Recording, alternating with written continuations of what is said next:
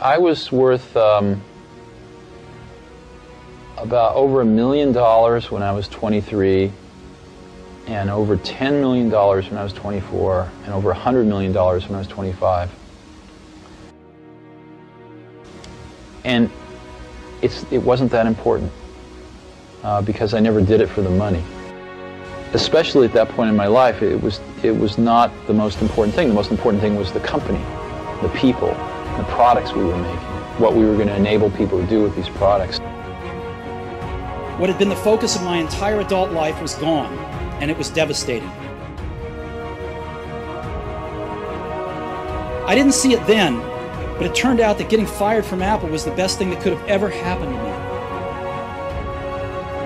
The penalty for failure for going and trying to start a company in this valley is non-existent. There really isn't a penalty for failure either psychologically or economically, in the sense that if you have a good idea and you go out to start your own company, even if you fail, you're generally considered worth more to the company you left because you've gained all this valuable experience in many disciplines.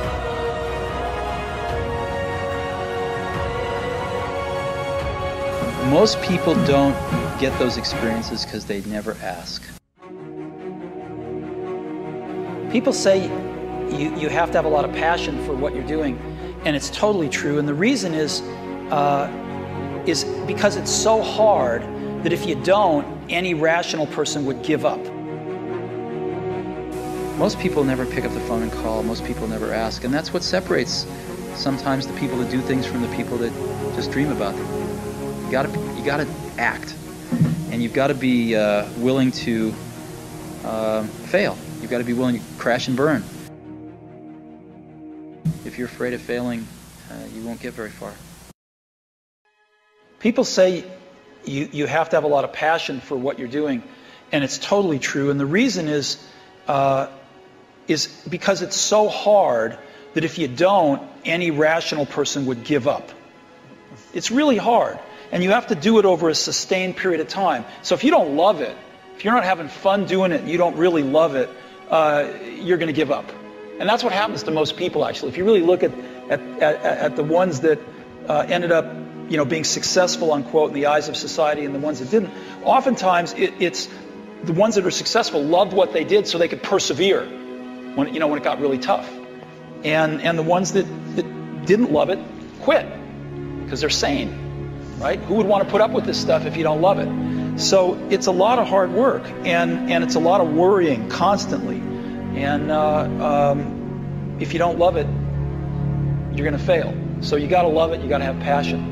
And I think that's the high order bit. The second thing is you've got to be a really good talent scout, because no matter how smart you are, you need a team of great people, and you've got to figure out how to size people up fairly quickly, make decisions without knowing people too well, and hire them, and see how you do, and refine your intuition, and be able to help build an organization that can eventually just build itself, because you need great people around you. A lot of people come to me and they say, well, I want to be an entrepreneur, and I go, oh, that's great, what's your idea? And they go, well, I don't have one yet.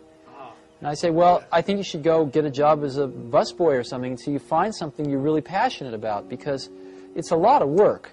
And I'm convinced that about half of what separates the successful entrepreneurs from the non-successful ones is pure perseverance.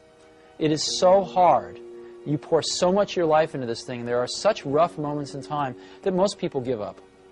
I don't blame them. I mean, it's really tough, and it consumes your life. I mean, if you've got a family and you're in the early days of a company, I can't imagine how one could do it. I'm sure it's been done, but it's rough. I mean, because it's pretty much an 18-hour-a-day job, 7 days a week for a while.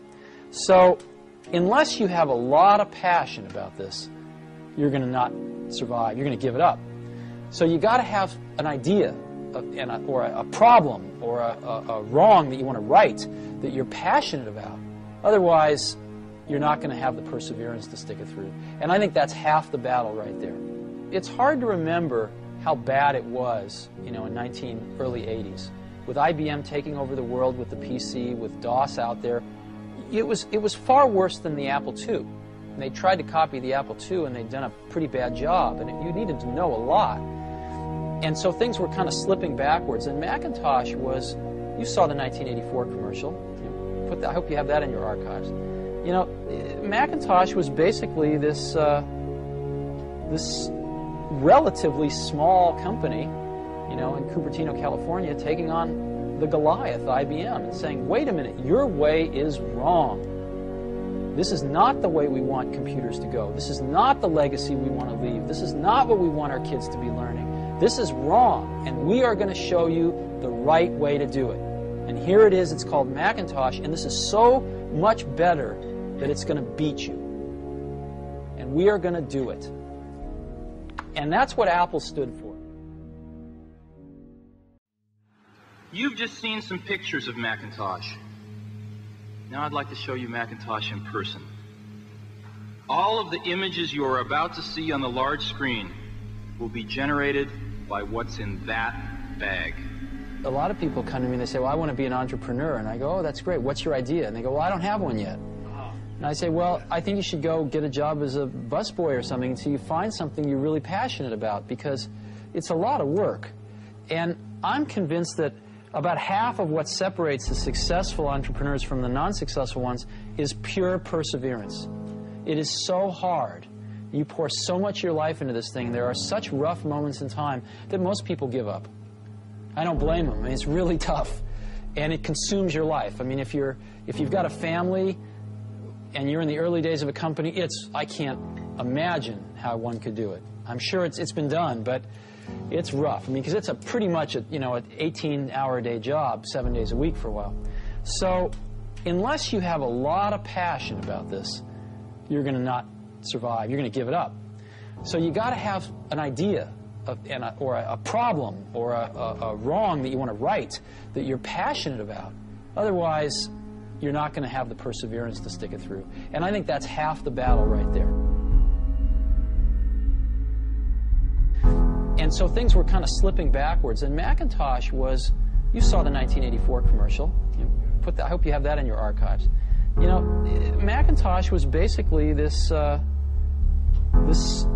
relatively small company, you know, in Cupertino, California, taking on the Goliath, IBM, and saying, wait a minute, your way is wrong. This is not the way we want computers to go. This is not the legacy we want to leave. This is not what we want our kids to be learning. This is wrong, and we are going to show you the right way to do it. And here it is, it's called Macintosh, and this is so much better that it's going to beat you. And we are going to do it. And that's what Apple stood for.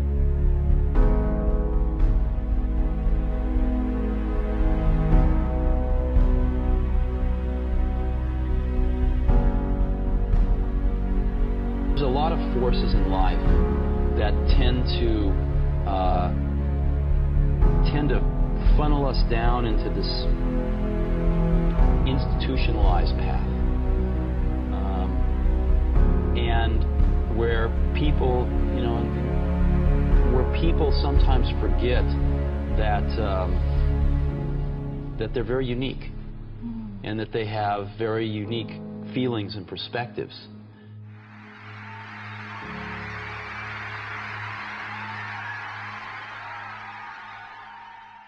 Truth be told, I never graduated from college. It was pretty scary at the time, but looking back, it was one of the best decisions I ever made. The minute I dropped out, I could stop taking the required classes that didn't interest me and begin dropping in on the ones that looked far more interesting. It wasn't all romantic. I didn't have a dorm room, so I slept on the floor in friends' rooms. I returned Coke bottles for the 5-cent deposits to buy food with. And I would walk the 7 miles across town every Sunday night. And much of what I stumbled into by following my curiosity and intuition turned out to be priceless later on. You've got to find what you love. And that is as true for work as it is for your lovers. Your work is going to fill a large part of your life. And the only way to be truly satisfied is to do what you believe is great work. And the only way to do great work is to love what you do. If you haven't found it yet, keep looking and don't settle. As with all matters of the heart, you'll know when you find it. And like any great relationship, it just gets better and better as the years roll on. So keep looking, don't settle. When I was 17, I read a quote, "If you live each day as if it was your last, someday you'll most certainly be right." It made an impression on me, and since then, for the past 33 years, I've looked in the mirror every morning and asked myself, if today were the last day of my life, would I want to do what I am about to do today? And whenever the answer has been no for too many days in a row, I know I need to change something. Remembering that I'll be dead soon is the most important tool I've ever encountered to help me make the big choices in life. Because almost everything, all external expectations, all pride, all fear of embarrassment or failure, these things just fall away in the face of death, leaving only what is truly important. Remembering that you are going to die is the best way I know to avoid the trap of thinking you have something to lose. You are already naked. There is no reason not to follow your heart. About a year ago, I was diagnosed with cancer. I had a scan at 7:30 in the morning, and it clearly showed a tumor on my pancreas. I didn't even know what a pancreas was. The doctors told me this was almost certainly a type of cancer that is incurable, and that I should expect to live no longer than 3 to 6 months.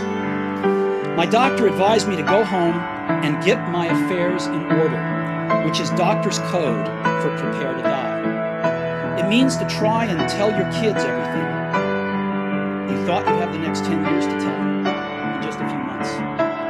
It means to make sure everything is buttoned up so that it will be as easy as possible for your family. It means to say your goodbyes.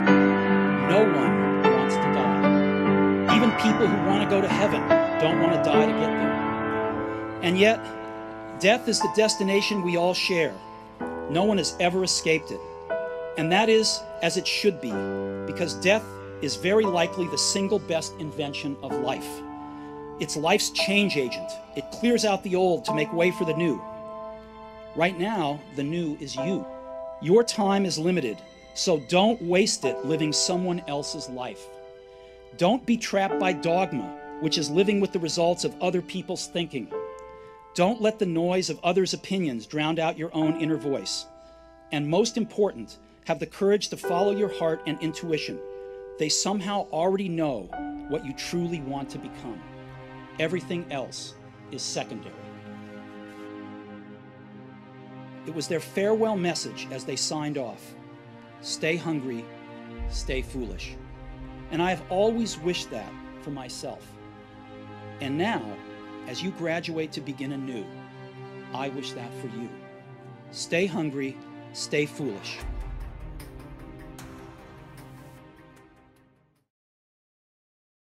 My entire life's been spent only in one industry, which is this one. And but I've been in it now for about 15 years, and I've seen a lot of people make a lot of things. I've seen a lot of people fail a lot of things. And my point of view on this, or my observation, is that the doers are the major thinkers. The people that really create the things that change this industry are both the thinker-doer in one person. And if we really go back and we examine, did Leonardo have a guy off to the side that was thinking 5 years out in the future what he would paint or the technology he would use to paint it? Of course not. Leonardo was the artist, but he also mixed all his own paints. He also was a fairly good chemist, knew about pigments, knew about human anatomy, and combining all of those skills together, the art and the science, the thinking and the doing, was what resulted in the exceptional result. And there is no difference in our industry. The people that have really made the contributions have been the thinkers and the doers. A lot of people, of course, it's very easy to take credit for the thinking. The doing is more concrete, but it's very easy for somebody to say, oh, I thought of this 3 years ago. But usually when you dig a little deeper, you find that the people that really did it were also the people that really worked through the hard intellectual problems as well. We try to hire really smart people, but we have a very simple organization, and we try to focus and do very few things well. And focusing's hard, because focusing doesn't mean saying yes, it means saying no. So we decide not to do a lot of things so we can focus on a few handfuls of things and do them well. And I think you know, everybody working at a company wants to do something great. They want to be excited about what they're working on, and they want to be recognized for it if they do a really great job. So we just try to allow people to do the best work of their lives at Apple and get it out to 25 million customers that we have. And that's very exciting. And when you're working on something and you know if this works out, up to 25 million people are going to use this. It's very motivating. You know? And it's not just 25 million of our customers, but other companies tend to follow us. You know, it takes them a few years, but other companies tend to copy what we do if it works. And so we can influence the whole industry.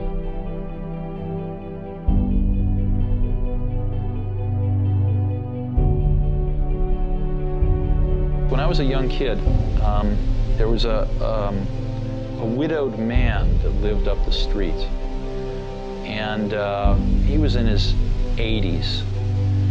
He's a little scary looking, and I got to know him a little bit.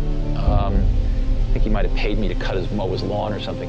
And one day he said, "Come on into my garage, I want to show you something." And he pulled out this dusty old rock tumbler. And it was a motor and a coffee can and a little, you know, band between them. And he said, "Come on with me." We went out to the back and we got just some rocks, some regular old ugly rocks. And we put them in the can with a little bit of liquid and a little bit of grit powder. And we closed the can up and he turned this motor on. He said, "Come back tomorrow." And his can was making a, you know, racket as the stones went around. And I came back the next day and we opened the can and we took out these amazingly beautiful polished rocks. The same common stones that had gone in through rubbing against each other like this, creating a little bit of friction, creating a little bit of noise, had come out these beautiful polished rocks. And that's always been in my mind my metaphor for a team working really hard on something they're passionate about is that it's through the team, through that group of incredibly talented people bumping up against each other, having arguments, having fights sometimes, making some noise, and working together, they polish each other. And they polish the ideas, and what comes out are these really beautiful stones. Yeah. So it's hard to explain, and it's certainly not the result of one person. I mean, people like symbols, so I'm the symbol of certain things, but it really was a team effort on the Mac. One of the things that really hurt Apple was after I left, John Sculley got a very serious disease. And that disease, I've seen other people get it too. It's the disease of thinking that a really great idea is 90% of the work. And that if you just tell all these other people, you know, here's this great idea, then of course they can go off and make it happen. And the problem with that is that there's just a tremendous amount of craftsmanship in between a great idea and a great product. And as you evolve that great idea, it changes and grows. It never comes out like it starts because you learn a lot more as you get into the subtleties of it. And you also find there's tremendous trade-offs that you have to make. I mean, you know, there are just certain things you can't make electrons do. There are certain things you can't make plastic do or glass do. And as you get into, or factories do, or robots do. And as you get into all these things, designing a product is keeping 5,000 things in your brain, these concepts, and fitting them all together in kind of continuing to push to fit them together in new and different ways to get what you want. And every day you discover something new that is a new problem or a new opportunity to fit these things together a little differently. And it's that process that is the magic. There needs to be someone who is sort of the keeper and reiterator of the vision. Because there's just a ton of work to do. And a lot of times, you know, when you have to walk 1,000 miles and you take the first step, it looks like a long ways. And it really helps if there's someone there saying, well, we're one step closer. You know, the goal definitely exists. It's not just a mirage out there. So in 1,001 little and sometimes larger ways, the vision needs to be reiterated. I do that a lot. work itself out. A lot of people come to me and they say, well, I want to be an entrepreneur. And I go, oh, that's great. What's your idea? And they go, well, I don't have one yet. And I say, well, I think you should go get a job as a busboy or something until you find something you're really passionate about, because it's a lot of work. And I'm convinced that about half of what separates the successful entrepreneurs from the non-successful ones is pure perseverance. It is so hard.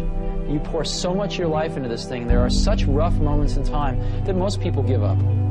I don't blame them. I mean, it's really tough, and it consumes your life. I mean, if you've got a family and you're in the early days of a company, I can't imagine how one could do it. I'm sure it's been done, but it's rough. I mean, because it's pretty much an 18-hour-a-day job, 7 days a week for a while. So unless you have a lot of passion about this, you're going to not survive. You're going to give it up.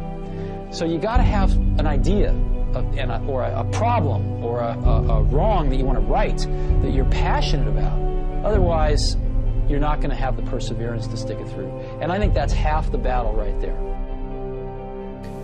Now that's why you need to do it young. Now that's why we started Apple. We said, we have absolutely nothing to lose. I was 20 years old at the time. Woz was 24 or 5.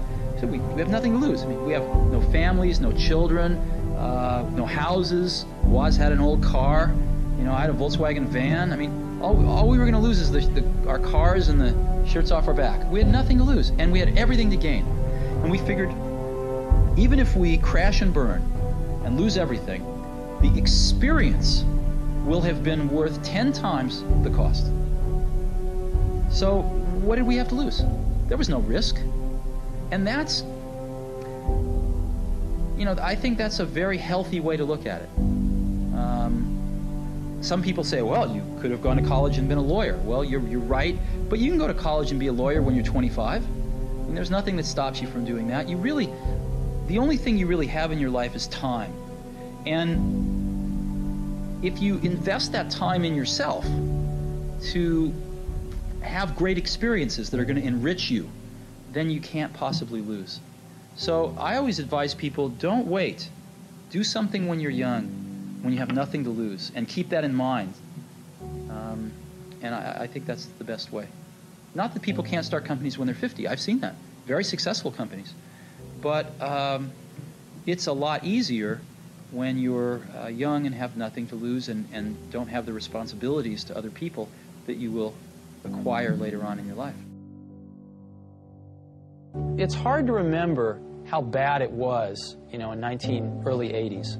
With IBM taking over the world with the PC, with DOS out there, it was far worse than the Apple II. And they tried to copy the Apple II, and they'd done a pretty bad job, and you needed to know a lot.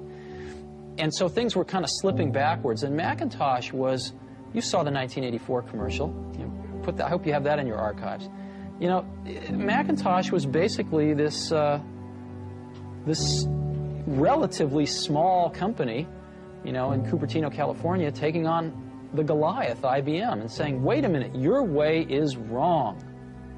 This is not the way we want computers to go. This is not the legacy we want to leave. This is not what we want our kids to be learning.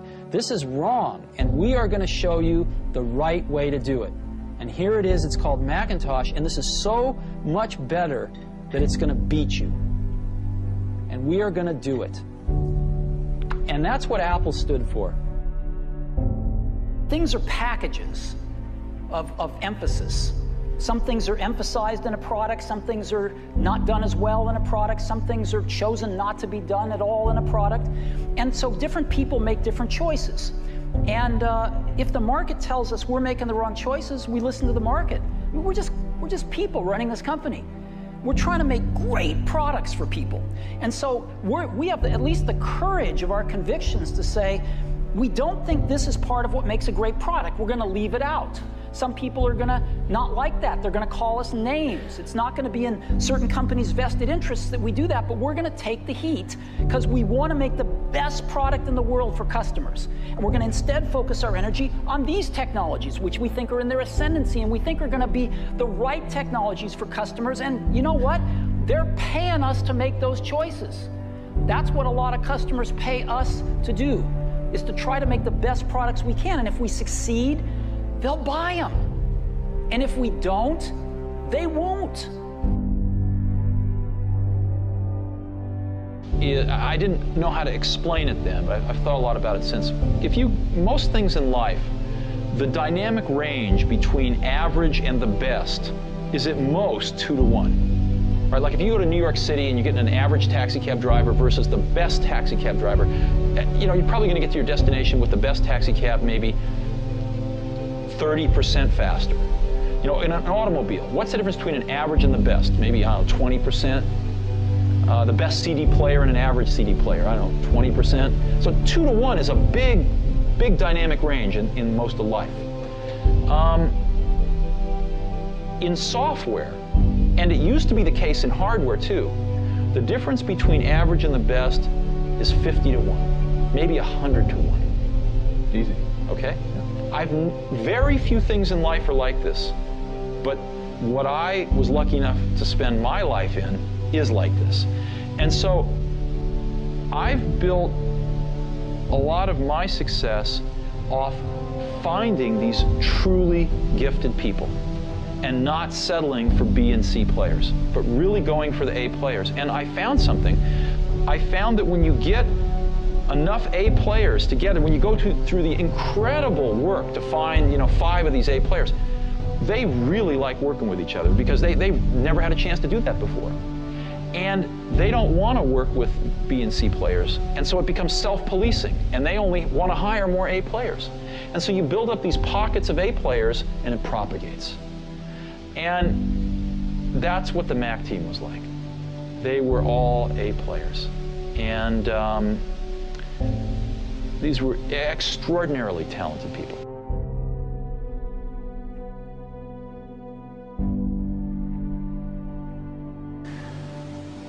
When we were building our Apple I's in the garage, we knew exactly what they cost. When we got into a factory in the Apple II days, the accounting had this notion of a standard cost, where you'd kind of set a standard cost, and then at the end of a quarter, you'd adjust it with a variance. And I kept asking, well, why do we do this? And the answer was, well, that's just the way it's done. And after about 6 months of digging into this, what I realized was the reason you do it is because you don't really have good enough controls to know how much it costs. So you guess, and then you fix your guess at the end of the quarter. And the reason you don't know how much it costs is because your information systems aren't good enough. So, but nobody said it that way. And so later on, when we designed this automated factory for Macintosh, we were able to get rid of a lot of these antiquated concepts and know exactly what something cost to the second. So in business, a lot of things are, I call it folklore. They're done because they were done yesterday and the day before. And so what that means is if you're willing to sort of ask a lot of questions and think about things and work really hard, you can learn business pretty fast. It's not the hard. It's not rocket science. It's not rocket science, no.